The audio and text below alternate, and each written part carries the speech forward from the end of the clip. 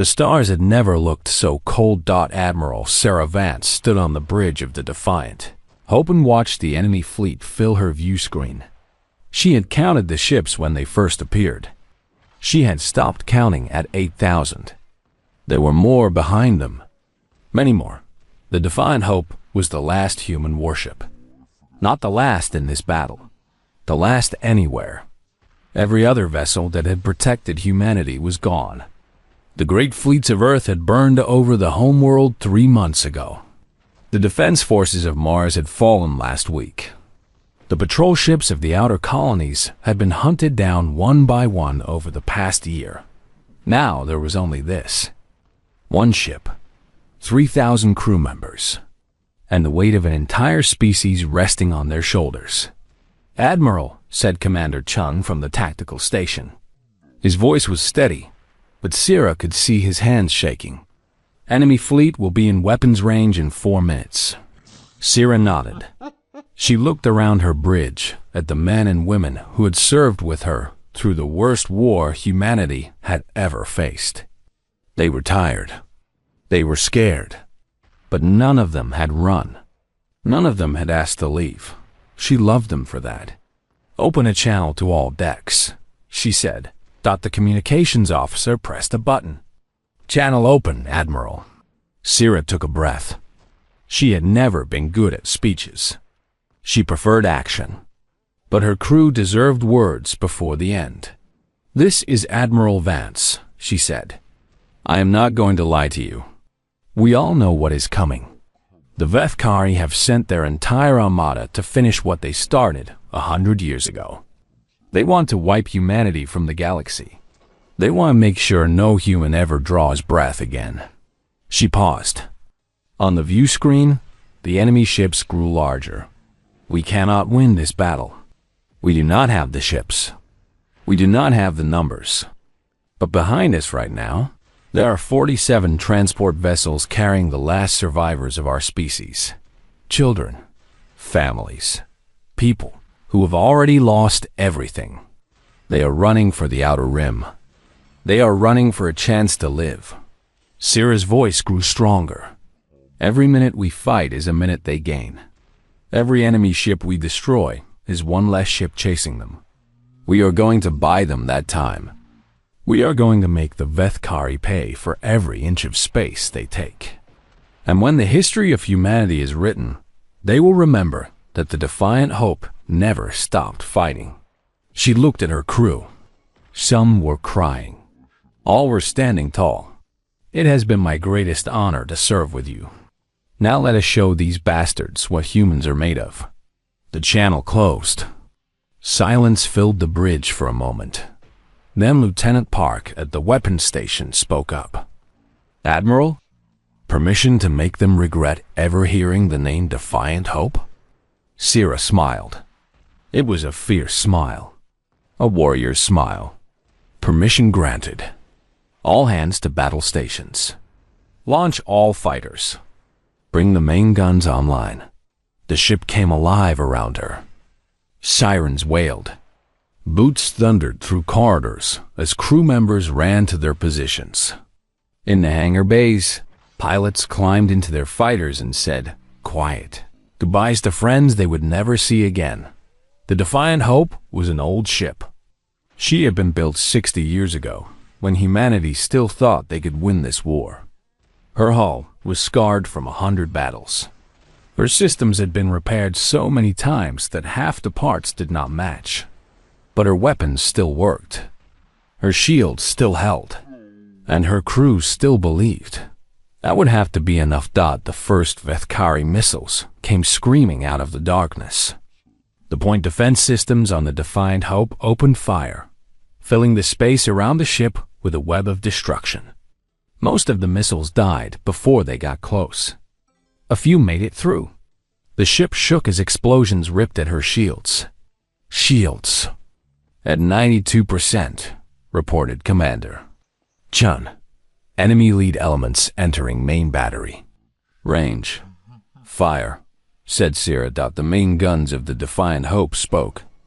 They were railguns, each one capable of throwing a projectile the size of a car at a fraction of the speed of light. The first shot tore through a Vethkari destroyer, entering the bow and exiting the stern in a spray of fire and debris. The second shot hit a cruiser in its ammunition storage. The ship exploded so violently that it damaged 2 vessels beside it. The third shot missed. The fourth did not. 4 enemy ships destroyed, said Lieutenant Park. There was fierce joy in his voice. Main guns recharging. But for every ship they killed, 100 more kept coming. The Vethkari fleet was not a fleet at all. It was a wall of metal and fire, and it was closing on them like the fist of an angry god. The fighters launched from the Defiant Hope's bays. There were only 42 of them left. They had started the war with over 200. The pilots flew out to meet an enemy that outnumbered them beyond counting. They knew they were not coming back. They flew anyway. Sarah watched the fighter icons on her tactical display. She knew most of those pilots by name. She had eaten dinner with them. She had celebrated their birthdays. She had written letters to their families when their friends did not come home. Now, she watched them die. The fighters tore into the Vethkari formation like wolves among sheep. They were better pilots. Human reflexes were faster than Vethkari reflexes. Human creativity was sharper. For a few glorious minutes, they wreaked havoc among the enemy ranks. Then the numbers caught up with them. One by one, the fighter icons winked out. "Fighter squadron destroyed," reported the tactical officer. His voice cracked. "No survivors." Sarah closed her eyes for just a moment. Then she opened them. "Continue firing. All weapons, maximum rate." The battle raged on. The Defiant Hope fought like a cornered beast. Her guns never stopped firing. Her missile tubes launched everything they had. Her shields buckled and reformed and buckled again under the endless assault. The enemy ships fell by the dozens, then by the hundreds. But there were always more. An hour into the battle, the shields finally failed. The first direct hit on the hull killed 80 crew members in the engineering section. The second took out the port-side weapons array. The third opened a hole in the medical bay and sent doctors and patients spinning into the void. Hull breaches. On deck 7 through 12, reported Commander Chun. Casualty reports coming in from all sections. We have lost main power. Switching to auxiliary. Sarah gripped the arms of her command chair. The ship shuddered beneath her as another volley struck home. "How many enemy ships have we destroyed?" Chun checked his console. Despite everything, he smiled. 437 confirmed kills, Admiral. Plus probable damage to at least 200 more. 437 ships. 1 human warship against an armada of thousands, and they had killed 437 of them. "Good," said Sarah. "Keep firing." The Defiant Hope kept fighting. She fought even as her decks filled with smoke and fire. She fought even as her crew died around their stations. She fought even as her great engines finally gave out, and she began to drift. In the end, it was a Vethkari dreadnought that finished her. The massive warship was called the Dominion's Wrath, and it was the flagship of Sovereign Thalvex himself. He had come to witness humanity's final defeat in person. The Dominion's Wrath unleashed its full arsenal at the crippled human vessel. The Defiant Hope took the hits and kept firing. She killed 17 more enemy ships in her death throes. 17 dreadnoughts, each one worth a dozen of her. Then her reactor failed. Then her guns fell silent. Then the last of her shields flickered and died. Admiral Sarah Vance stood alone on her ruined bridge. The fires had taken most of her crew. The vacuum had taken the rest. She was bleeding from a wound in her side, and she knew she did not have long. But she had one last duty to perform. She limped to the communications station. The equipment was damaged, but she managed to get a signal out. A final broadcast to the transport ships fleeing toward the outer rim. "This is Admiral Vance," she said. Her voice was weak but clear. "The Defiant Hope is finished. We have done all we can. Run. Do not stop. Do not look back. Find somewhere safe. Have children. Tell them about Earth. Tell them about the people who loved them enough to die for them." She coughed. Blood came up. "Remember us. And never, ever give up. Vance out." She cut the transmission and looked at the view screen. The enemy fleet filled the entire display. Thousands of ships, all of them focused on her dying vessel. Behind her, somewhere far away, 47 transports were running for their lives. She had given them time. That was all she could do. Admiral Sarah Vance closed her eyes and waited for the end. The Dominion's wrath fired its final volley. The Defiant Hope died in a flash of nuclear fire, and for a moment, a new sun blazed above the rust-colored surface of Mars. Then it faded, and there was only darkness and wreckage and silence. Sovereign Thalvex stood on the bridge of his flagship and watched the debris field that had been humanity's last defender. He was an imposing figure, nearly 8 feet tall, with skin like gray stone and eyes that burned with cold intelligence. He had led the Vethkari Dominion for 300 years. He had conquered dozens of species, but he had never hated any of them the way he hated humans. They were stubborn. They were unpredictable. They refused to accept their own inferiority. Even now, at the very end, they had cost him 400 ships. 400. The losses were meaningless in the grand scheme of things, but they were an insult. "Confirm the kill," he ordered. His officers scanned the wreckage. "No life signs," one of them reported. "No power signatures. The human vessel is completely destroyed." Thalvex allowed himself a cold smile. "And the transport ships? We have pursuit forces en route. They will not escape." "Good." Thalvex turned to address his bridge crew. "Today marks the end of a century of war. Today, the human plague is wiped from this galaxy. Their homeworld is ash. Their colonies are ruins. Their last warship is debris. There are no more human soldiers. No more human ships. No more humans." He raised his clawed hand in triumph. "The Dominion is victorious." His crew cheered. The celebration spread across the entire fleet. Across the galaxy, the 12 species of the Vethkari Dominion received the news. The war was over. The humans were dead. But deep in the outer reaches of the solar system, something stirred. Pluto was the farthest world from Earth's sun. It was a frozen ball of ice and rock, barely large enough to be called a planet. No one had ever colonized it. No one had ever found any reason to visit. The Vethkari had dismissed it completely. Just another dead rock in an empty corner of space. They did not know what was buried beneath the ice. The death cry of the Defiant Hope had traveled at the speed of light. It reached Pluto 5 hours after the ship was destroyed. When it arrived, it triggered sensors that had been waiting in perfect silence for 10,000 years. Deep beneath the frozen surface, lights began to glow in the darkness. Power systems that had slumbered since before recorded human history began to wake.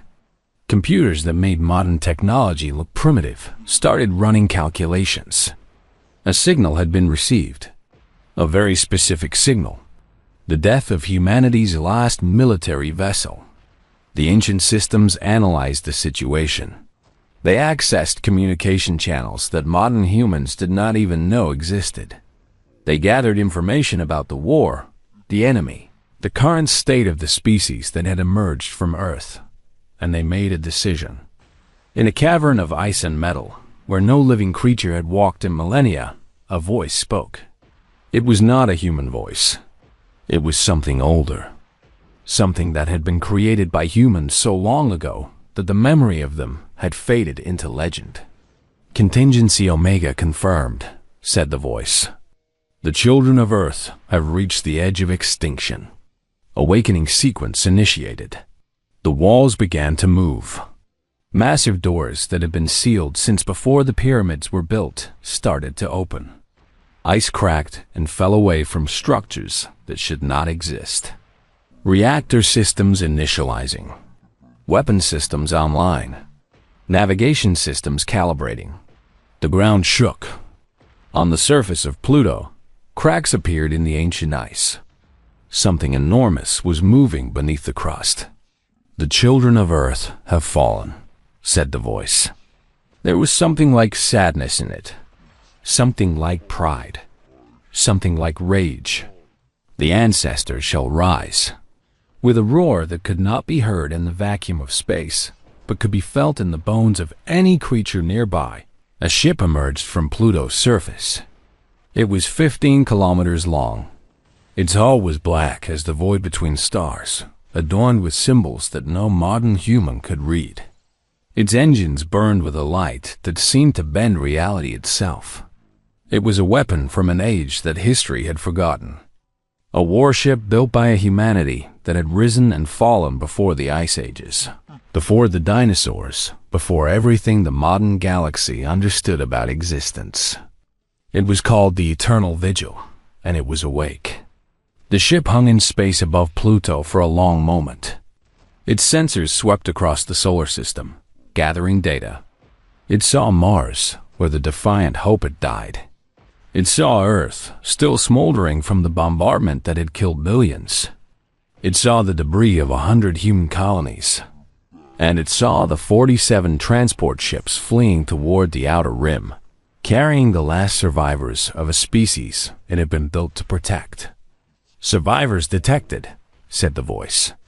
"Threat assessment in progress. Enemy fleet strength confirmed. Probability of survivor escape, 0.7%. The ship's great engines began to power up. Intervention authorized. Course plotted. Time to intercept, 4 hours and 17 minutes. The Eternal Vigil turned away from Pluto and began to move. It accelerated faster than any ship in the modern galaxy could match. Space bent around its hull as it cut through the void like a knife through silk.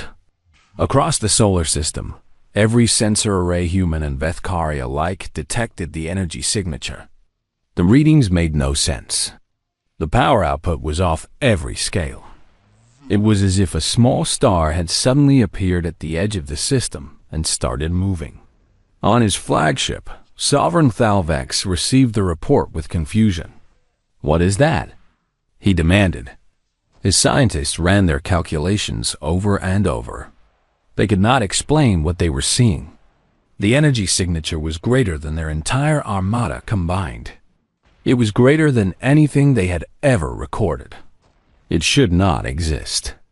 "We do not know, Sovereign," admitted the chief scientist. "It appears to be a vessel of some kind, but its specifications are beyond anything in our databases." Thalvex felt something cold settle into his stomach. It might have been fear. He had not felt fear in a very long time. Where did it come from? Pluto, Sovereign. It emerged from beneath the surface. That is impossible. We scanned that planet. There was nothing there. "We do not understand it either," said the scientist. "But it is coming this way. It will reach Mars in approximately 4 hours. Thalvex stared at the sensor display. The energy signature pulsed like a heartbeat. Something about it felt ancient. Something about it felt angry. For the first time in 100 years of war, the Sovereign of the Vethkari Dominion wondered if he had made a terrible mistake. On the 47 transport ships fleeing for the outer rim, the survivors saw the energy readings too. They did not understand what they meant. They only knew that something had appeared behind them, and it was moving faster than anything they had ever seen. A young girl pressed her face against a viewport and watched the stars. Her name was May. She was 7 years old.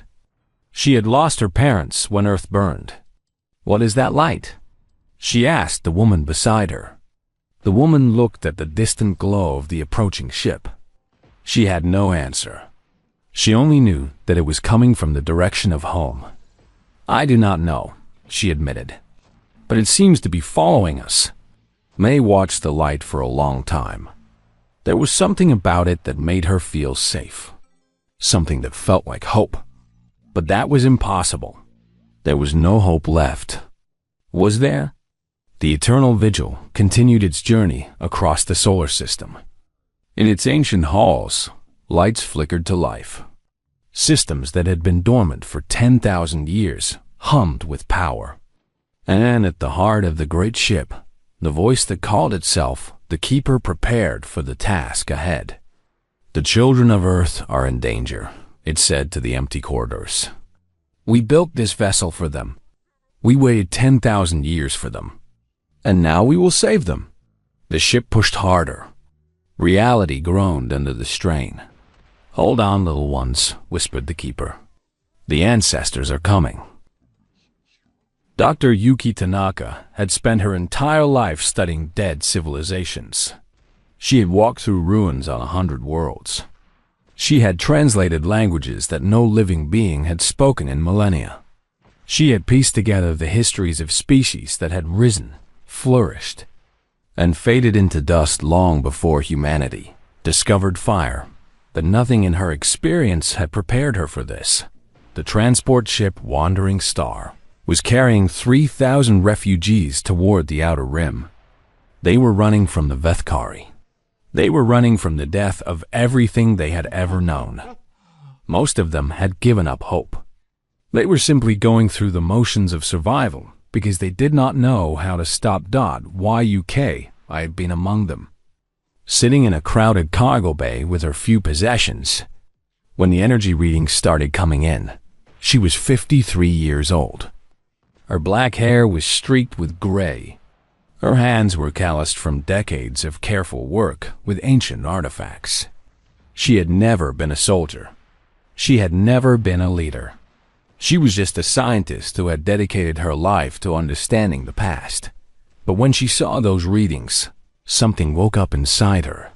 "Captain," she said, pushing her way onto the bridge. "Captain, we need to change course." Captain Okonkwo turned to look at her with tired eyes. He was a merchant captain, not a military man. He had never wanted to lead a refugee convoy. He had just happened to be the only qualified person available when the evacuation began.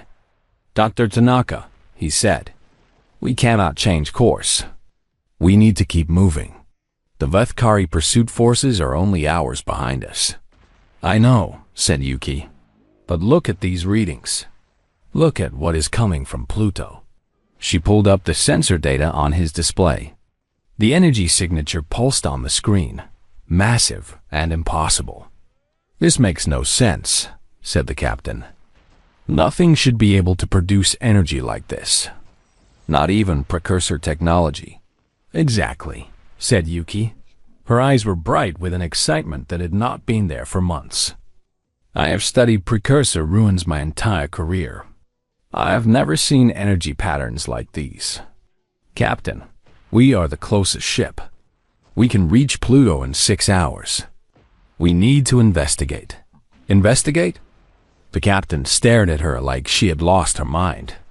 "Doctor, there is a Vethkari armada behind us. Our only chance is to run. We cannot stop to look at strange energy readings." "Captain." Yuki leaned forward. "The Vethkari have won. You know it. I know it. Everyone on this ship knows it. Even if we make it to the outer rim, we will be hunted down eventually. We have no ships, no weapons, no allies. Our species is finished unless something changes." She pointed at the display. This might be that change. Something emerged from beneath Pluto's surface. Something with power beyond anything we have ever recorded. What if it is a weapon? What if it is a ship? What if it is something that can help us? The captain was silent for a long moment.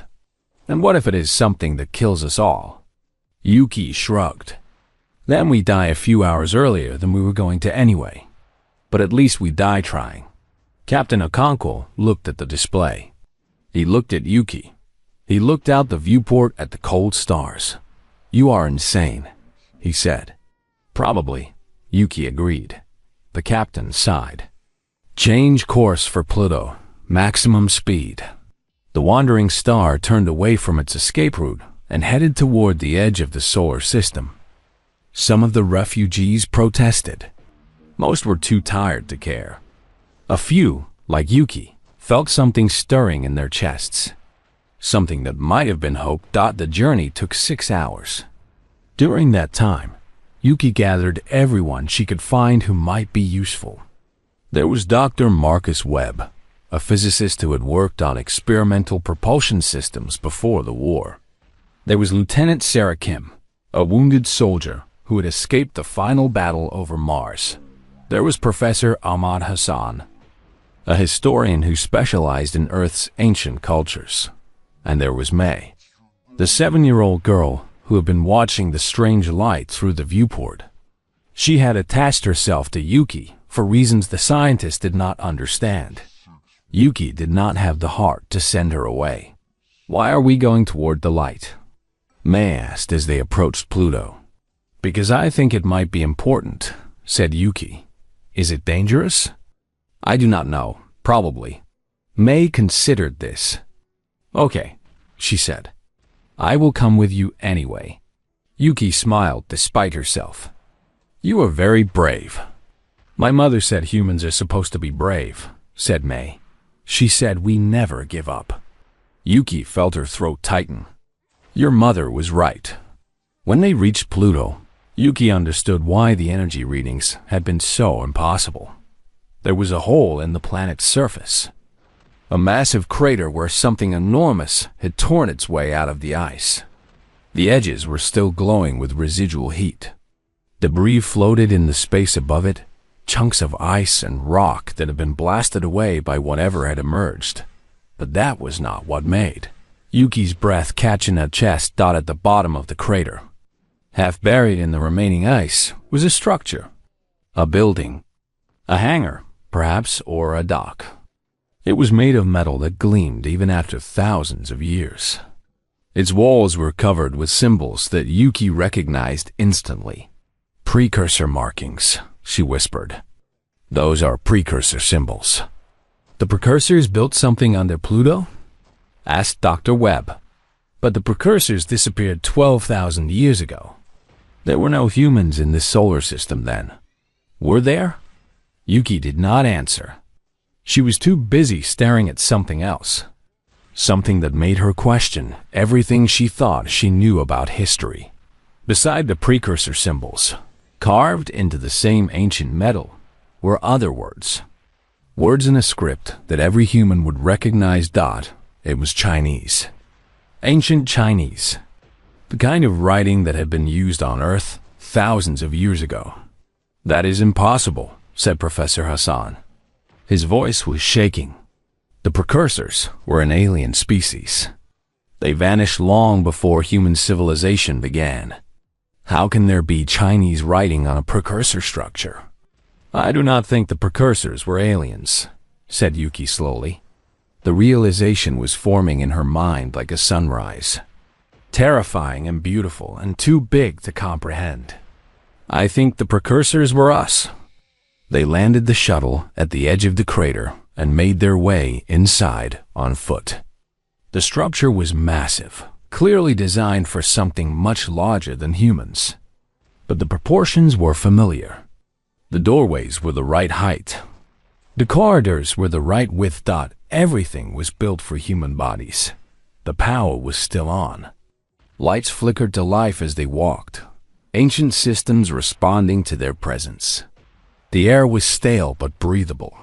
Somewhere deep in the structure, machinery hummed with life. "This should not be possible," Dr. Webb kept saying. "This technology is beyond anything we have, beyond anything anyone has. How could ancient humans have built this?" They found the answer in a chamber at the heart of the structure. It was a museum, or perhaps a memorial. The walls were covered with images and text, telling a story that humanity had forgotten. Yuki walked from display to display, reading the ancient Chinese script, piecing together a history that should not exist. They called themselves the First Empire, she said. Her voice was filled with wonder. They rose on Earth over 12,000 years ago, long before the Ice Ages, long before recorded history. They developed technology that makes ours look primitive. They spread across the stars. They built wonders on 1,000 worlds. What happened to them? Asked Lieutenant Kim. Yuk. I found the answer on the next wall. They fell, she said. They grew too powerful too fast. They made enemies. They made mistakes. Civil wars, plagues, disasters. Their civilization collapsed over the course of centuries. By the end, they knew they were dying. She stopped in front of a massive display. It showed a ship, a 15-kilometer warship bristling with weapons that defied understanding. But some of them wanted to give their descendants a chance, Yuki continued. They knew that humanity would rise again. They knew that we would face dangers. So they built something, a failsafe, a guardian that would sleep until we needed it. The eternal vigil, said a voice from the darkness. Everyone spun around. Weapons came up. Lights swept the shadows. There was no one there. But the voice spoke again, coming from everywhere and nowhere at once. Please do not be afraid.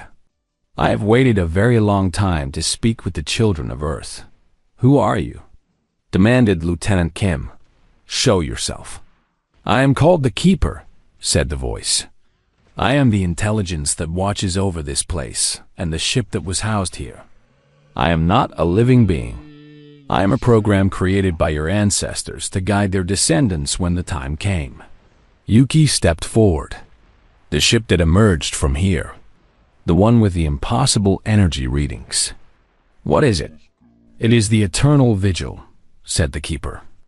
It is the last and greatest creation of the first human empire. It was built to sleep until your species faced extinction. It is awakened because that moment has arrived. The Vethkari, said Professor Hassan. You know about the war? I know everything, said the Keeper. I have been monitoring your communications for thousands of years, waiting for the signal that would trigger my activation.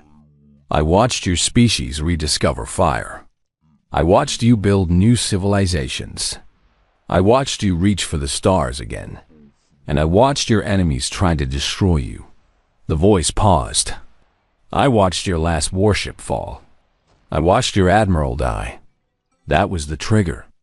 The contingency protocol was activated, and the Eternal Vigil was awakened.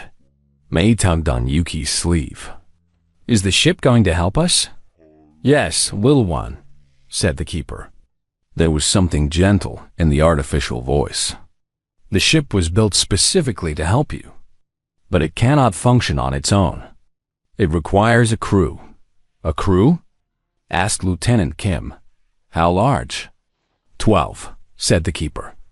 12 humans willing to bond with the ship's systems, to become one with its technology, to guide it in battle. Bond with it? Dr. Webb sounded alarmed. What does that mean? The Eternal Vigil is too complex for conventional control, explained the Keeper. Its systems respond to neural integration. Those who bond with the ship will have their minds connected directly to its computers. They will feel its sensors. They will control its weapons. They will become more than human. Is it reversible? Asked Yuki. The Keeper was silent for a moment. No, it admitted. The bonding process changes the brain permanently. Those who undergo it will never be fully human again. They will be something new, something between human and machine. The chamber fell silent. Everyone looked at each other. You are asking us to give up our humanity to save humanity, said Lieutenant Kim. I am offering you a choice, said the Keeper. The Eternal Vigil is currently moving to intercept your transport ships. It will defend them even without a crew. But its effectiveness will be limited.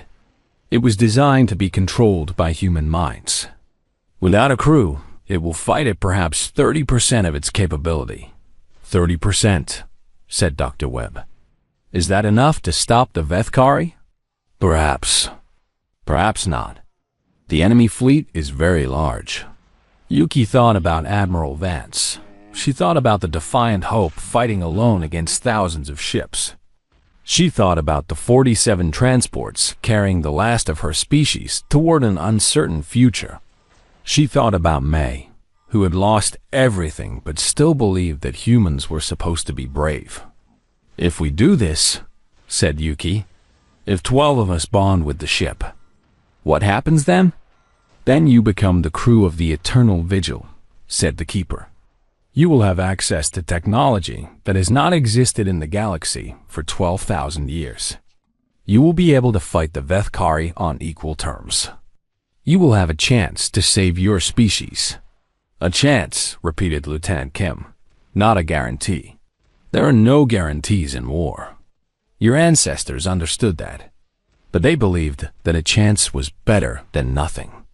That is why they built the Eternal Vigil. That is why they waited 10,000 years for this moment. Yuki looked around the ancient chamber. She looked at the symbols on the walls.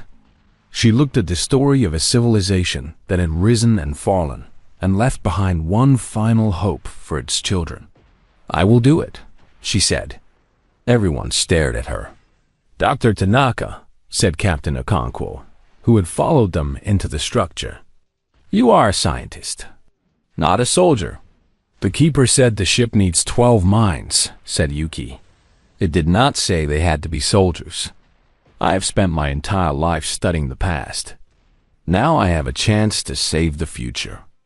I am not going to say no. Lieutenant Kim stepped forward.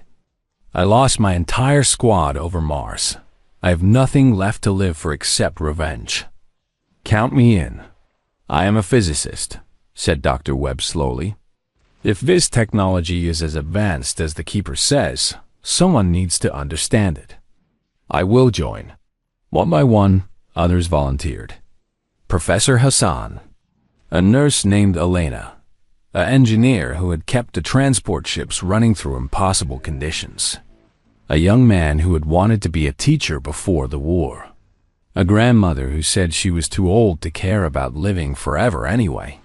11 volunteers. They needed 12. Yuki looked down at May. No, she said immediately.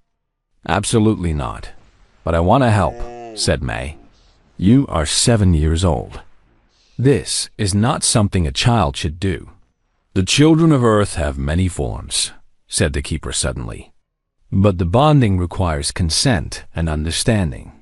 The young one cannot participate. May looked disappointed but did not argue. For a long moment, there was silence.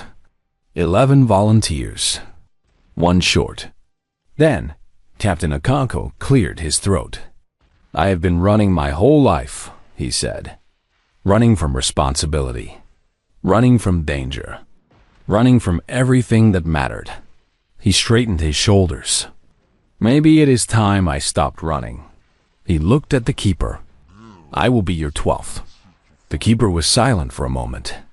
When it spoke, there was something like approval in its voice. 12 volunteers have been accepted. The bonding process will begin immediately. Please follow the lights to the integration chamber. Lights appeared in the corridor, leading deeper into the structure.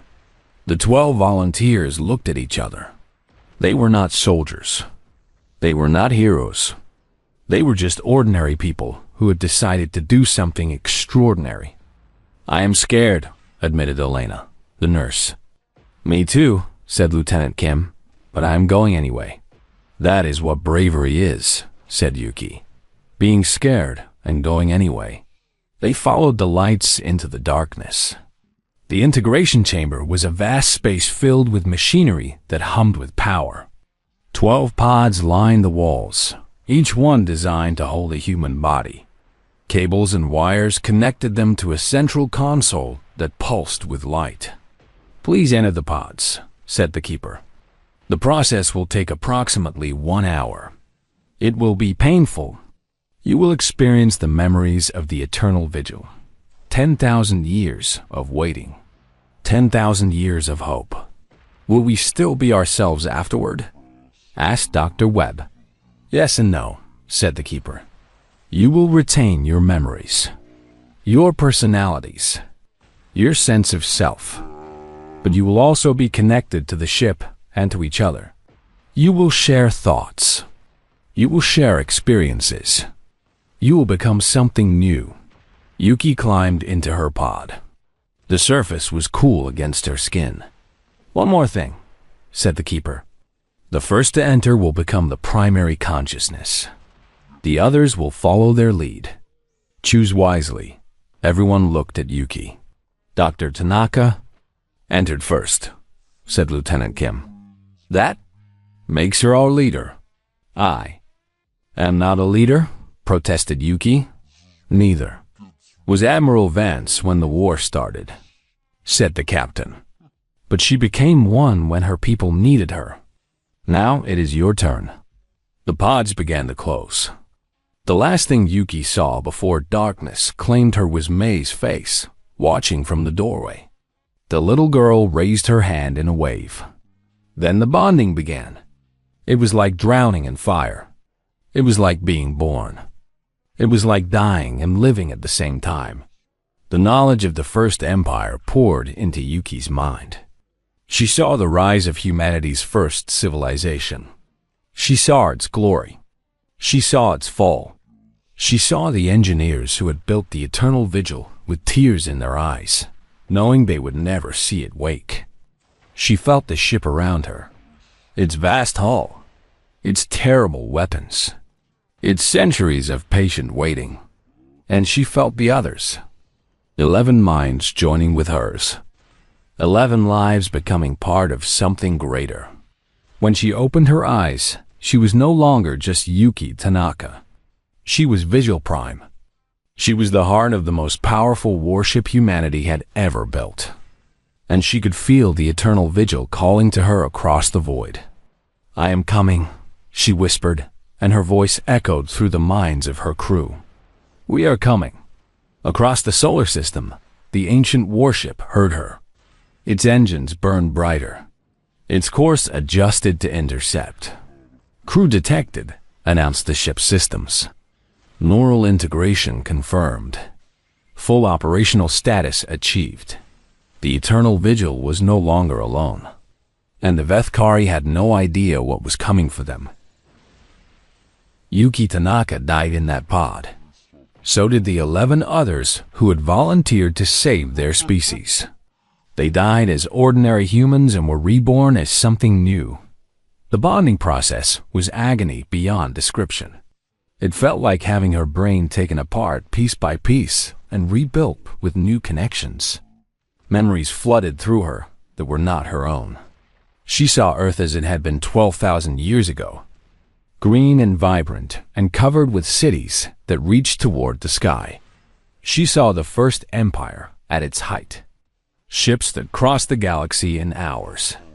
Weapons that could crack planets. Knowledge that made modern science look like children playing with sticks.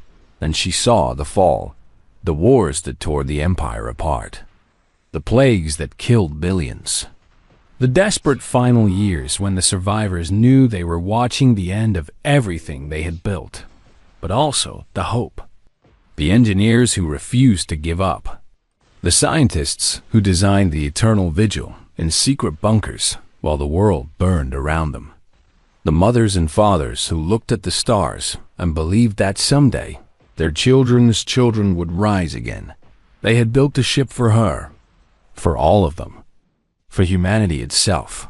When Yuki opened her eyes again, the pod had opened. She was lying on her back, staring at the ceiling of the integration chamber. Everything looked different now, sharper, clearer. She could see individual dust particles floating in the air. She could hear the hum of power running through the walls, and she could feel the others' 11 minds brushed against hers. Not intruding, not controlling, just present. 11 lives that had become linked with her own. Can everyone hear me? She asked. The words came out of her mouth, but they also echoed through the connection they shared. I can hear you, said Lieutenant Kim. Her voice came from across the room and from inside Yuki's head at the same time. This is incredible, said Dr. Webb. He was sitting up in his pod, staring at his hands like he had never seen them before. I can feel the equations, the physics of this place. It is all just there in my mind. You have been given the knowledge of the First Empire, said the keeper. The artificial voice sounded pleased. Not all of it. That would be too much for any mind to hold, but enough to operate the Eternal Vigil and understand its systems. Yuki stood up. Her body felt strange, stronger than before, more coordinated. She looked at the others as they climbed out of their pods. They all moved the same way, like dancers who had been practicing together for years. What happens now? Asked Captain Okonkwo. Now you go to your ship, said the keeper. The Eternal Vigil is waiting for you. A shuttle has been prepared to take you to the rendezvous point. What about the others? Asked Elena. The people on the Wandering Star? They will continue to the outer rim. The transport convoy is still their best chance. You will buy them time. Yuki nodded. She could feel the urgency in her bones. The Vethkari fleet was moving to intercept the transports. Every minute mattered. Let us go, she said. They boarded the shuttle in silence. May was waiting at the airlock with a determined expression on her face. I want to come with you, she said. .YUK. I knelt down to look the girl in the eyes. This is going to be very dangerous. The ship might be destroyed. We might all die. I know, said May, but you are the only family I have left. The words hit Yuki like a physical blow. She looked at the others. They all felt the same thing through their connection. This child had adopted them. All of them. The Eternal Vigil has quarters for non-combat personnel, said the keeper. The young one can stay there during battle. She will be as safe as anywhere in the galaxy. Yuki hesitated. Then she took May's hand. Stay close to me. Do exactly what I say. Understand? May nodded solemnly. I understand. The shuttle launched from Pluto and headed toward the rendezvous point. Through the viewport, Yuki could see the Eternal Vigil waiting for them. It hung in space like a sleeping dragon. 15 kilometers of black metal and ancient power dot as they approached. Yuki felt something stir in her mind. The ship was aware of them. It was reaching out to its new crew, welcoming them home. Incredible, whispered Professor Hassan. I can feel it. The ship is alive. Not alive in the biological sense, said the keeper, who had transferred its consciousness to the shuttle systems. But the Eternal Vigil has a will of its own, a purpose. It has been waiting for you for 10,000 years. The shuttle docked with the great ship. When the airlock opened, Yuki was the first to step through. She gasped that the interior of the Eternal Vigil was beautiful. The corridors were wide and tall, lined with glowing panels that responded to her presence. The air was fresh and clean. Everything hummed with power and purpose, and she could feel all of it. The reactor at the heart of the ship, the weapon systems lining its hull, the shields that could deflect any attack, the engines that could outrun light itself. It was all part of her now, an extension of her body. Welcome home, Vigil Prime, said the ship. Its voice was different from the keeper's, deeper, more powerful. A voice that had waited millennia to speak. Thank you, said Yuki. The words felt inadequate. Your crew is incomplete. Only 12 minds when the optimal configuration is 48. But 12 will suffice for basic operations. Shall I show you to the bridge? Yes, please. The ship guided them through its corridors. Each crew member found their place naturally. Lieutenant Kim was drawn to the weapons station, Dr. Webb to the engineering section, Captain Okonkwo to navigation. They did not choose these roles. They felt them. The ship knew what they were good at better than they did. YUK, I took her place at the center of the bridge. It was not a chair or a console. It was a platform that rose from the floor and wrapped around her body. Cables connected to her spine. Displays appeared in her vision that no one else could see. She was the ship now. The ship was her. Status report, she said. Information flooded through her mind. The transport convoy was 8 hours away from the Vethkari intercept point. The enemy fleet had split into 2 groups. The main force was still near Mars, celebrating their victory. A smaller group of 300 ships was pursuing the transports. 300 ships. Against one, can we win? Asked Captain Okonkwo through their shared connection. The Eternal Vigil is capable of engaging and defeating the entire Vethkari fleet, replied the ship. However, with only 12 crew members, our efficiency is reduced. The pursuit force is within acceptable parameters. What about the main fleet? That will be more challenging, but not impossible. Yuki felt a fierce joy rising in her chest. It was not just her emotion. It was all of them. 12 minds united in purpose. Set course for the transport convoy, she ordered. Maximum speed. The Eternal Vigil responded instantly. Its great engines fired with power that bent space around them. The stars stretched into lines. Reality itself seemed to bow before the ancient ship in the quarters that had been assigned to her. May watched through a viewport as the universe blurred past. She did not understand what was happening, but she knew that the adults she had adopted were doing something important. She hoped they would be okay. The journey took only 2 hours. The Eternal Vigil emerged from hyperspace between the transport convoy and the pursuing Vethkari ships. Its arrival was announced by a burst of energy that every sensor in the region detected. The Vethkari commander, a warrior named Krathvos, stared at his displays in confusion. What is that?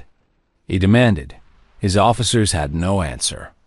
The ship that had appeared before them defied every database they possessed.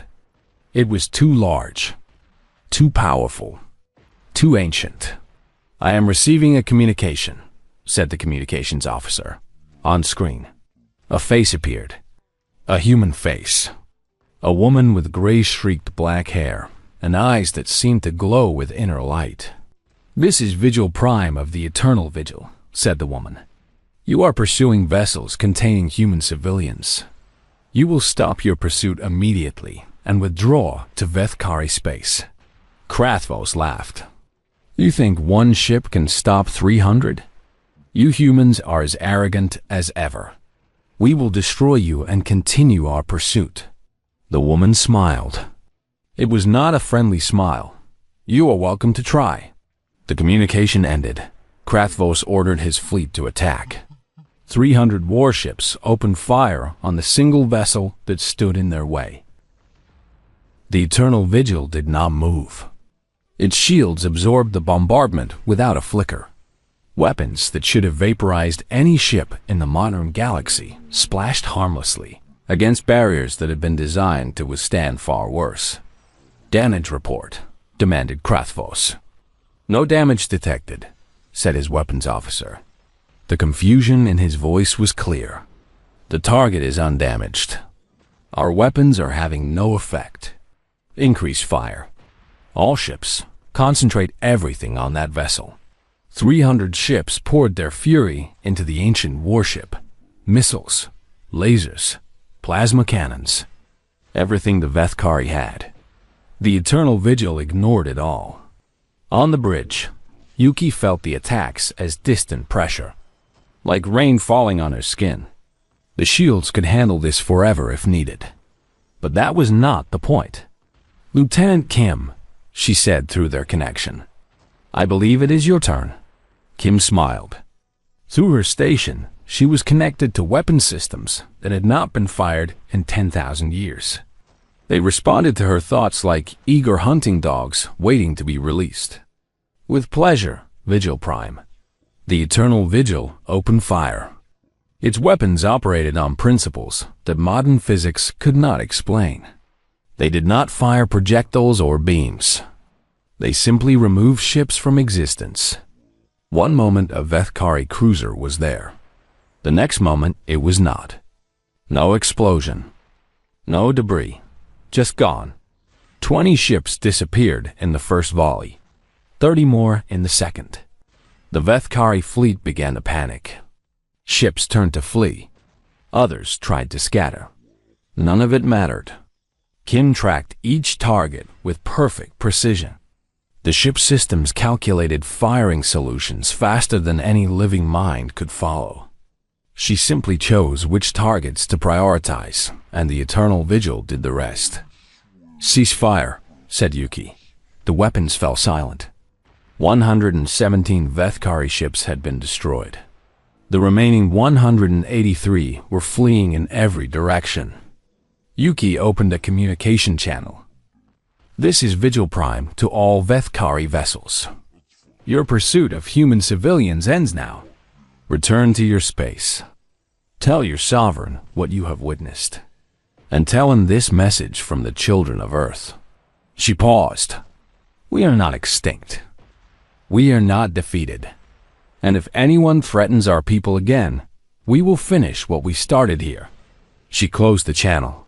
Across the Vethkari fleet, commanders stared at their displays in shock. Their most advanced weapons had done nothing. Their numerical advantage had meant nothing. They had been swatted aside like insects. They ran. On the transport ships, the refugees saw the pursuing fleet turn and flee. For a moment, no one understood what had happened. Then the communications channels erupted with questions. Captain Okonkwo opened the channel from the Eternal Vigil. "This is Captain Okonkwo, formerly of the Wandering Star. I am speaking to you from the Eternal Vigil, a warship from Earth's ancient past. It is a long story, and we will explain everything when we have time. But for now, know this. You are safe. The Vethkari will not pursue you further. Continue to the outer rim. We will deal with the main fleet and join you when we can." The response was chaos, cheering, crying, questions that no one could answer. For the first time in months, the refugees of humanity allowed themselves to hope. On the bridge of the Eternal Vigil, Yuki felt their joy through the ship's sensors. It warmed something inside her that she had thought was dead. "The transport convoy is secure," reported the ship. "The main Vethkari fleet remains near Mars.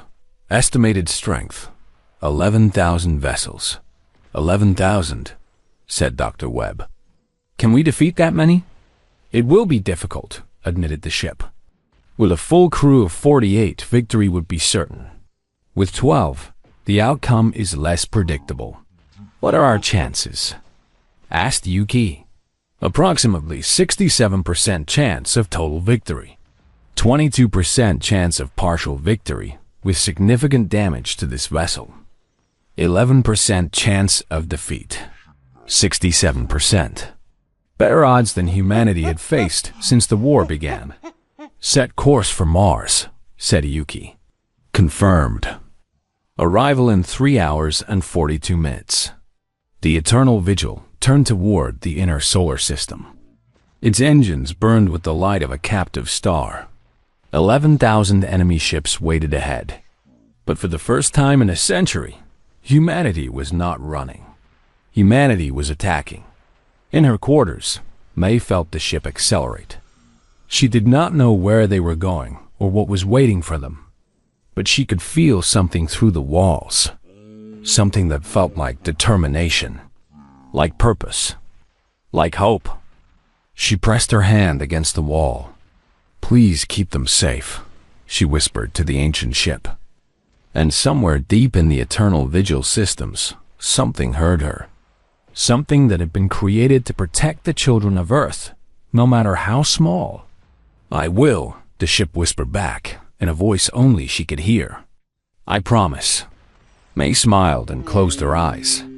For the first time since Earth burned, she slept without nightmares. The resurrection was complete. The eternal vigil was awake, and humanity's darkest hour was about to become its finest. The battle for survival was only beginning. The Vethkari fleet hung in orbit around Mars like a cloud of metal and fire. 11,000 warships from 12 different species, all united by their hatred of humanity. They had gathered here to celebrate the end of their century-long war. The last human warship was destroyed. The last human planet was conquered. Victory was complete. At least. That was what they believed. Sovereign Thalvax stood on the bridge of the Dominions, wrath, and watched his admirals argue about the future. Now that humanity was gone, old tensions were rising. The 12 species of the Dominion had never truly liked each other. They had only worked together because they feared humans more than they feared each other. "The human territory must be divided equally," demanded Admiral Voss of the Kelthari, a species that looked like tall insects with too many limbs. "Equally?"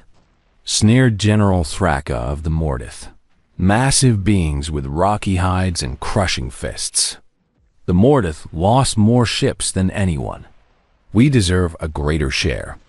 "You lost ships because your tactics are crude," said Commander Silith of Avethrai, serpentine creatures who had provided much of the Dominion's technology. "The spoil should go to those who contributed most to our victory." Thalvax listened to them bicker with growing impatience. He had held the Dominion together for 300 years through a combination of fear and manipulation. Now that their common enemy was gone, that task was becoming much harder. He was about to intervene when an officer rushed onto the bridge. "Sovereign, we are detecting an unknown vessel approaching from the outer system. It is the same energy signature that appeared near Pluto yesterday." Thalvax felt a chill run through his body. He had tried to dismiss those readings as a sensor malfunction. He had almost convinced himself that there was a rational explanation. "Show me," he ordered. The main display changed to show a tactical view of the solar system. A single dot was moving toward Mars at impossible speed. The energy readings beside it were off every scale. "We have received reports from the pursuit fleet," continued the officer. His voice was trembling. "They were attacked by this vessel. 117 ships were destroyed in less than 5 minutes. The rest fled." The bridge fell silent. Every admiral, every general, every commander stared at the display with growing horror. "That is impossible," said Admiral Voss. "No. Single ship can destroy 100 vessels in 5 minutes. The survivors are adamant," said the officer. "They describe weapons that erase ships from existence. Shields that cannot be penetrated. A human crew. A human crew?" Dalvex stepped closer to the display. "The humans have no ships. We destroyed them all." "Apparently not, Sovereign." General Thraka laughed, though it sounded forced. "One ship against 11,000. Let it come. We will crush it." "The pursuit fleet thought the same thing," said Commander Silith. Her serpentine body coiled with anxiety. "They were wrong." Thalvex studied the readings. The vessel was 3 hours away. 3 hours to prepare. 3 hours to figure out what they were facing. "All ships to battle stations," he ordered. "Form defensive formations around the Dominion's wrath. Whatever this thing is, it cannot stand against our full strength." The admirals scattered to their ships. The celebration was forgotten. 11,000 vessels began to move into formation and across the void. The eternal vigil kept coming. On the bridge of the ancient warship, Yuki watched the enemy fleet through her expanded senses. She could see every ship. She could analyze every weapon system. She could calculate the probable tactics they would use. They are forming a defensive sphere around their flagship, reported Captain Okonkwo. Classic Vethkari doctrine. Protect the command vessel at all costs. Then we know where to find their leader, said Lieutenant Kim. Cut off the head, and the body dies. It will not be that simple, said Dr. Webb. They have 11,000 ships. Even with our technology, that is a lot of firepower to fight through. Yuki considered the situation. The Eternal Vigil was powerful beyond anything in the modern galaxy. But 11,000 ships was still 11,000 ships. Even a god could be overwhelmed by numbers. Ship, she said. What is our optimal strategy? The Eternal Vigil systems hummed as they processed the question. Direct assault on the enemy flagship would result in victory, but significant damage to this vessel, the ship replied. Recommended strategy. Demonstrate overwhelming force to break enemy morale. Offer opportunity for surrender. Destroy those who refuse. The Vethkari do not surrender, said Professor Hassan. They consider it shameful. Then they will die, said Lieutenant Kim. There was no emotion in her voice, just cold certainty. Yuki felt a flicker of concern through their shared connection. Kim's hatred for the Vethkari ran deep. Her entire squad had died over Mars. She had lost friends, lovers, family. The anger inside her was a furnace that never cooled. We will give them the chance, said Yuki firmly. What they do with it is their choice. The Eternal Vigil emerged from hyperspace on the edge of Mars orbit. Every sensor in the Vethkari fleet detected its arrival. Every gun turned to face it. For a long moment, nothing happened. The ancient warship hung in space. 15 kilometers of dark metal against the rust-colored backdrop of Mars. The enemy fleet waited in silence. Then Yuki opened a channel. This is Vigil Prime of the Eternal Vigil. Speaking to the Vethkari Dominion. 6 hours ago, you declared humanity extinct. You were wrong. Her voice echoed across every ship in the enemy fleet. Behind me, the last survivors of my species are fleeing to safety. I am here to ensure they arrive. Any ship that leaves this system now will not be pursued. Any ship that stays will be considered a threat to human survival and will be destroyed. She paused. You have 5 minutes to make your choice. The response came from Sovereign Thalvex himself. One ship, he said. His voice dripped with contempt. You bring one ship against 11,000 and demand our surrender? You humans truly are arrogant. We have crushed every fleet you ever built. We have burned your worlds. We have killed billions of your kind. And you think you can threaten us? I am not threatening you, said Yuki calmly. I am giving you a chance to survive. Take it or do not. The choice is yours. Thalvex laughed. All ships, fire. Destroy that vessel. 11,000 ships opened fire at once. The barrage was beyond anything in military history. Missiles by the millions. Energy beams by the thousands. Kinetic projectiles by the tens of thousands. The combined firepower could have cracked a moon.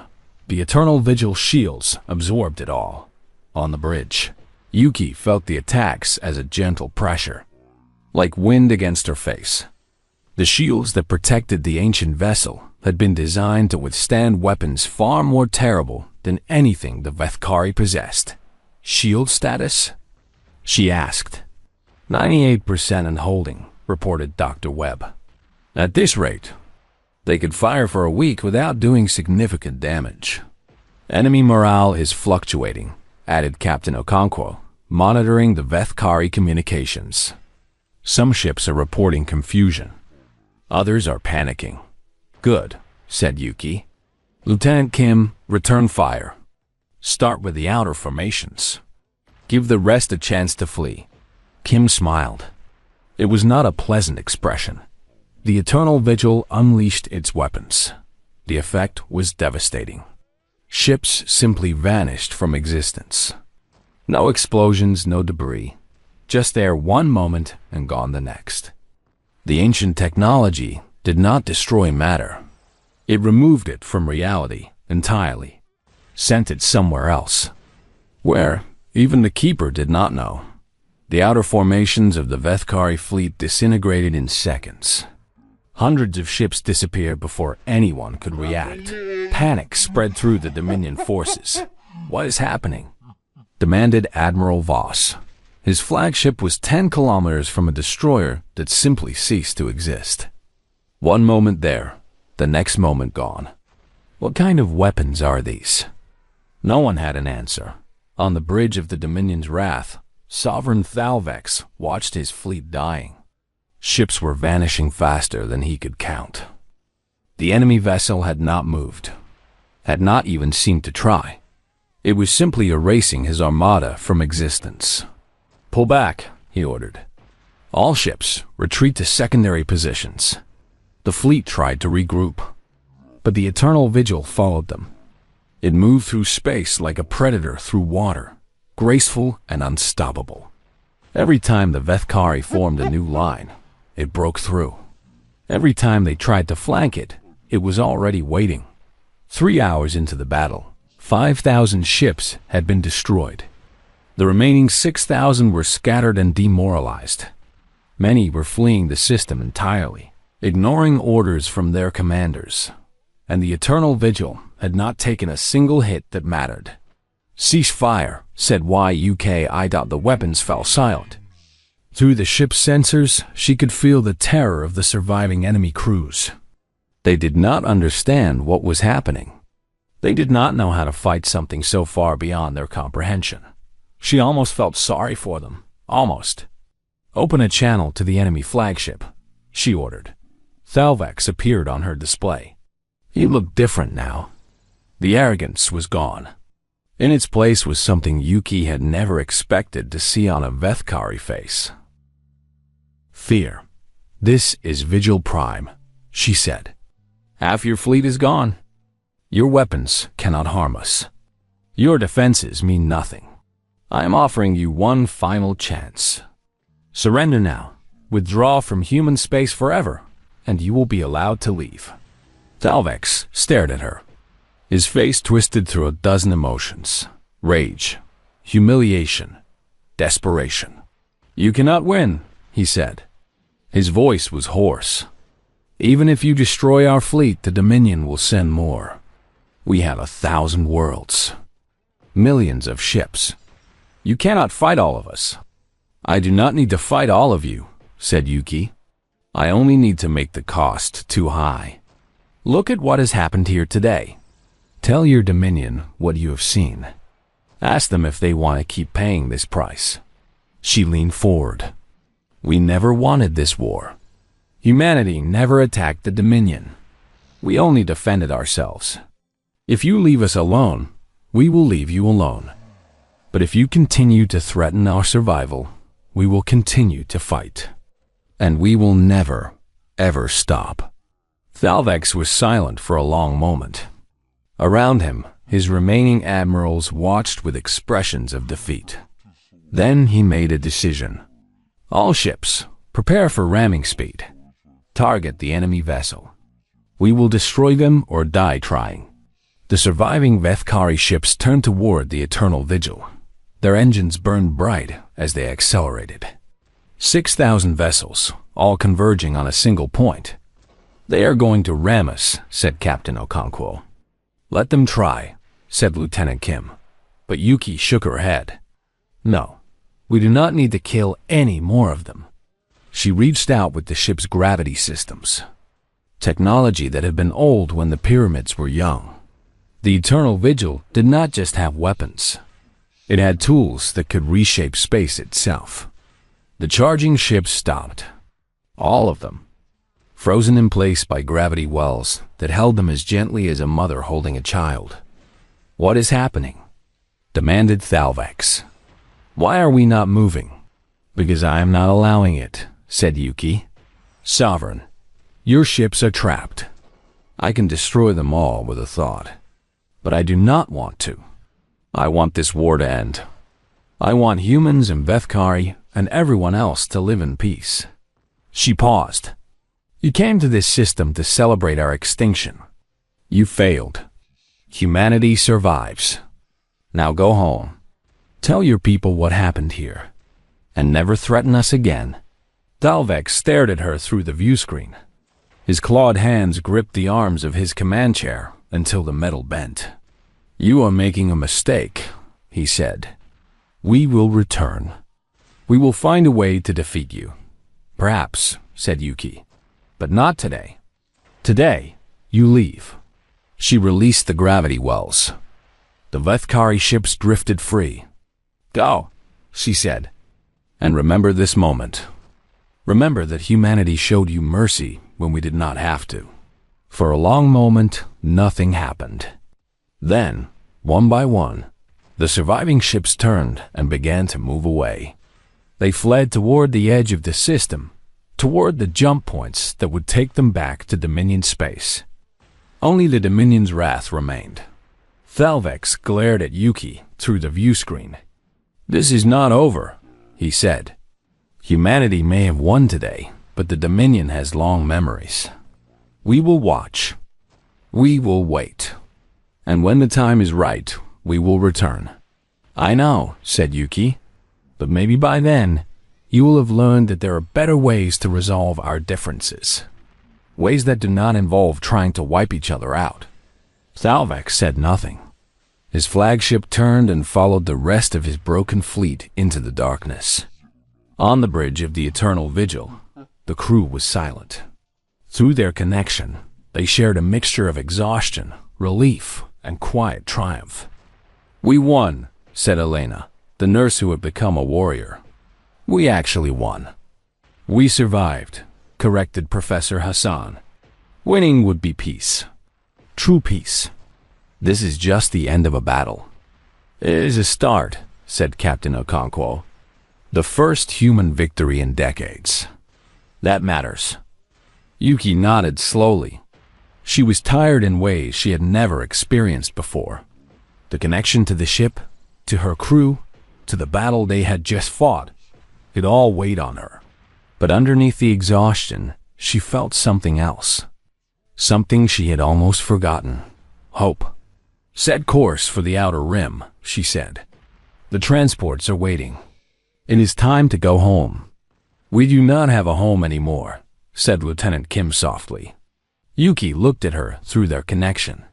She felt the pain that Kim carried. The loss. The rage that still burned even now. "Then we will build one," said Yuki. "That is what humans do. We fall down and we get back up. We lose everything and we start again. That is who we are." She looked out through the ship's sensors at the stars. Somewhere out there, 47 ships carrying the last survivors of humanity were waiting for them. "The war is not over," she said. "But today, we proved something. We proved that humanity is not finished. We proved that we can fight back. And we proved that even when everything seems lost, there is always a chance." She smiled. "Now let us go find our people. We have a future to build." The Eternal Vigil turned away from Mars and headed for the outer rim. Behind it, the wreckage of the Vethkari fleet drifted in silence. The first real victory humanity had won in a century. And across the galaxy, word began to spread. The humans were not dead. They had a ship from legend. They had fought the Dominion and won. Everything was about to change. The news spread across the galaxy like fire through dry grass. Within days, every species in known space had heard the story. The Vethkari Dominion, the most powerful military force in the galaxy, had been defeated. Not by a fleet, not by an alliance, by a single ship crewed by 12 humans. Thought the reactions varied. Some species celebrated. They had feared the Dominion for centuries and were happy to see it humbled. Others were terrified. If humans could do this to the Vethkari, what could they do to everyone else? A few saw opportunity. Perhaps the balance of power was shifting, and there were advantages to be gained. but for the 47 transport ships carrying the last survivors of humanity. The news meant something simpler. Hope that the Eternal Vigil found them 3 days after the Battle of Mars. The ancient warship emerged from hyperspace like a guardian angel, its dark hull gleaming with the light of distant stars. The refugees stared through their viewports in wonder and fear and joy. Y, UK. I opened a channel to the convoy. This is Vigil Prime. The Vethkari fleet has been defeated. You are safe. We are going to escort you to a new home. The response was overwhelming, crying, cheering, prayers of thanks to gods that many had stopped believing in. For the first time in months, the survivors allowed themselves to believe that they might actually survive. On the Eternal Vigil, the crew felt every emotion through the ship's sensors. The joy was infectious. Even Lieutenant Kim, who had been cold and focused since the battle, found herself smiling. Where do we take them? Ask a captain. Okay, W.O. Don. Why UK? I had been thinking about that question since they left. Mars. The Vethkari had destroyed every human colony. Earth was radioactive rubble. Mars was occupied territory. The outer colonies were ruins, but there were other worlds. Worlds that the First Empire had seeded with life thousands of years ago.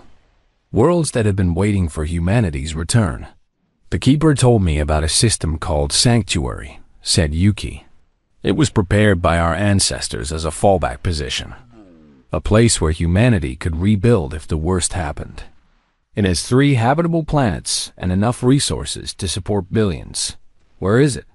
Asked Professor Hassan. Beyond the edge of explored space. 2 weeks at maximum speed. The Vethkari do not know it exists. Then that is where we go, said Captain Okonkwo. A fresh start. The convoy turned toward the unknown. The Eternal Vigil led the way, its engines blazing with power that outshone the stars. Behind it, 47 ships carried the seeds of humanity's future. The journey took 12 days. During that time, the crew of the Eternal Vigil began to understand what they had become. Their connection to the ship was deeper than they had realized. They could feel each other's thoughts. They could share memories. They could communicate without words. It was strange and wonderful, and sometimes overwhelming. But it was also lonely. They were no longer fully human. They could walk among the refugees, talk to them, help them. But there was always a distance. They belonged to the ship now, as much as they belonged to their species. Why UK? I spent hours talking with the Keeper, learning about the First Empire and its fall. The ancient AI had been watching humanity for 12,000 years. It had seen civilizations rise and crumble. It had witnessed both the best and worst of what humans could do. Why did our ancestors build the Eternal Vigil? Yuki asked one night, floating in the observation deck while the stars streamed past. Why not just a database of knowledge or a stockpile of resources? Because they understood something fundamental about humanity, said the Keeper. Your species does not need to be saved. It needs the chance to save itself. The Eternal Vigil is not a gift. It is a tool. What you do with it is your choice. What if we make the same mistakes they did? Then you will fall as they did. And perhaps a future generation will rise again. That is the pattern of human history. Rise and fall, destruction and rebirth. But each time, something is learned. Something is carried forward. Yuki thought about this for a long time. We have to do better, she said finally. We have to learn from their mistakes and from our own. This has to be different.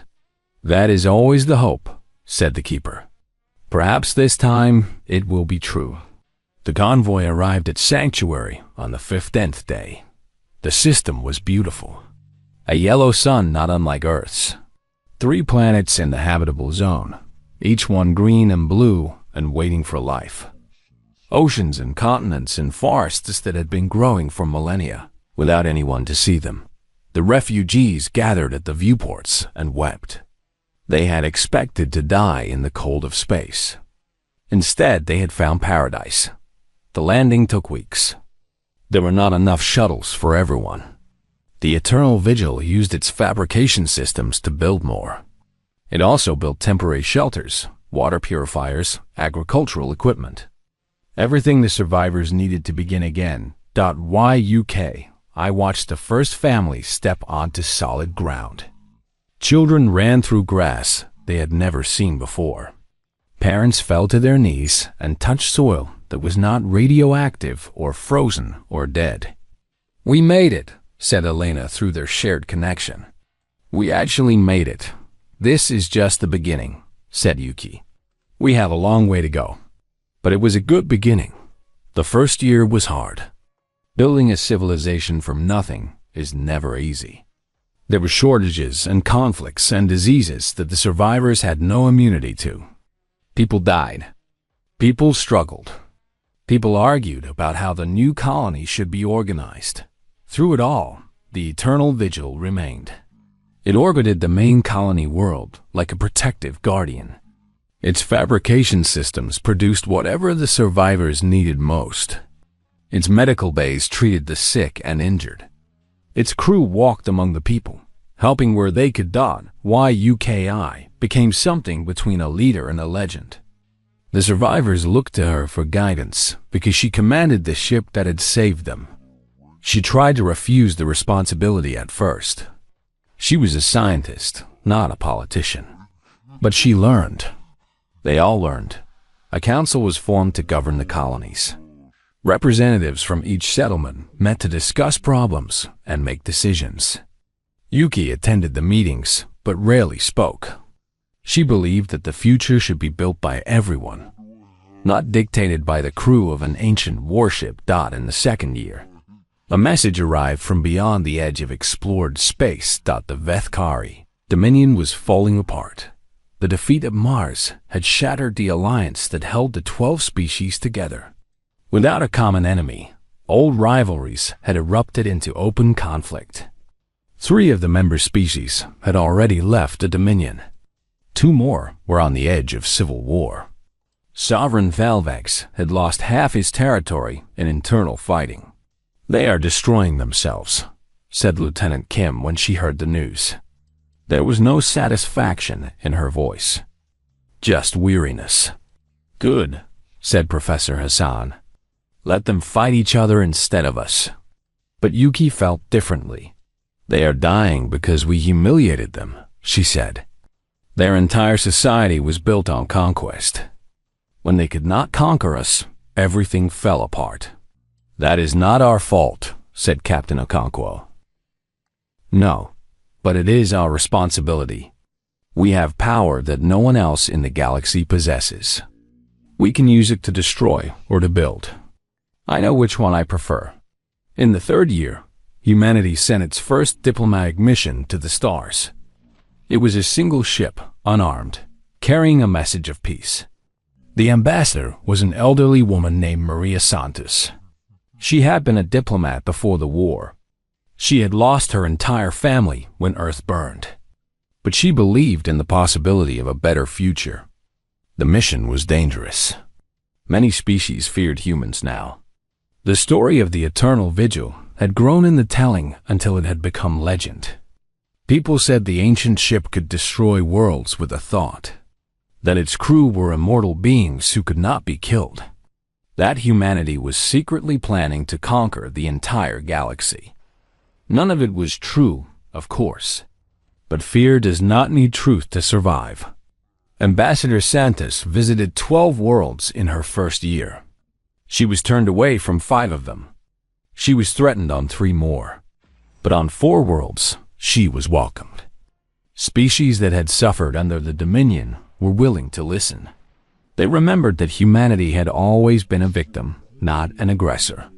Slowly, carefully, alliances began to form. In the 5th year, the first Galactic Council was held. Representatives from 30 species gathered on a neutral space station to discuss the future. Humanity was invited as an equal partner. Ambassador Santos spoke on behalf of her people. She was old and frail, supported by medical technology from the Eternal Vigil, but her voice was strong. "We are humanity," she said. "For 100 years, we were hunted. For 100 years, we watched our children die. We were pushed to the edge of extinction. And when we finally had the power to destroy our enemies, we chose mercy instead." She looked around the chamber at the dozens of alien faces watching her. "I am not here to threaten you. I am not here to demand anything. I am here to offer a promise. Humanity wants peace. We want to trade, to learn, to grow alongside the other species of this galaxy. The Eternal Vigil exists to protect us, not to conquer you. If you leave us alone, we will leave you alone. And if anyone threatens any of our allies, we will defend them as we defended ourselves." She paused. "We have been slaves and conquerors, saints and monsters. We have fallen more times than any of you know. But we have risen every time. Not because we are stronger or smarter, but because we refuse to give up on ourselves or on others. The Eternal Vigil showed the galaxy what we can destroy. Now let us show you what we can build together." The vote was close. Many species still feared humanity. But in the end, the Council agreed to try. A framework for cooperation was established. Trade routes were opened. Cultural exchanges began. It was not perfect. It was not even close to perfect. But it was a start. On the 10th anniversary of the Battle of Mars, Yuki stood in the observation deck of the Eternal Vigil and watched the colony world below. Cities were spreading across the continents now. Ships launched and landed every hour. 2 million people had been born since humanity arrived at Sanctuary. 2 million new lives. 2 million reasons to hope. May entered the deck quietly. She was 17 now, tall and confident. She had grown up on the ship, raised by Yuki and the rest of the crew. She was not connected to the Eternal Vigil the way they were, but she understood it better than almost anyone. "The council meeting is starting," said May. "Ambassador Santos is asking for you." Yuki nodded but did not move. She was tired. The years had weighed on her, even though her body had not aged since the bonding. Sometimes she wondered if she would live forever. The Keeper said it was possible. The crew of the Eternal Vigil were no longer entirely human. Death might not touch them the way it touched others. "Are you okay?" asked May. Yuki smiled. "I am thinking about the past. About how far we have come. You saved us," said May. "You and the others. You gave us a future." "No," said Yuki. "We gave you a chance.